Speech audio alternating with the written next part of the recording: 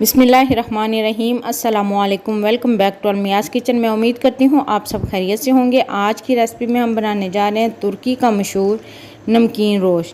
तो चलें बनाना स्टार्ट करते हैं। 1 टीस्पून काली मिर्च है, 1 टीस्पून नमक है, थोड़े से ये जवे लहसुन के हैं, 2 दालचीनी के पीस हैं, 1 बड़ी इलायची है, आधा किलो बीफ बोनलेस है।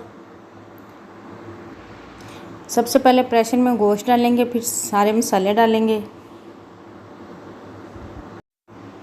ये 2 दरमियाने साइज़ के प्याज हैं, इनका छिलका उतार के ये साबुत ही डाल देंगे इसके अंदर। अब हम इसमें 1 लीटर पानी डाल के प्रेशर बंद कर देंगे और तकरीबन 3 घंटे के लिए इसको दम वाली आंच में पकने के लिए रख देंगे। रोश को पकते हुए तकरीबन 3 घंटे हो चुके हैं। मज़ेदार सा हमारा नमकीन रोश बन के तैयार हो चुका। अब हम इसको डिश आउट करते हैं और डिश आउट करने के बाद लास्ट में हम इसके ऊपर काली मिर्च पाउडर और थोड़ा सा गरम मसाला डालेंगे। उम्मीद करती हूँ आपको मेरी वीडियो ज़रूर पसंद आई होगी। मुझे और मेरी टीम को दुआ में ज़रूर याद रखें। मिलते हैं नेक्स्ट वीडियो में, तब तक के लिए अल्लाह हाफिज़।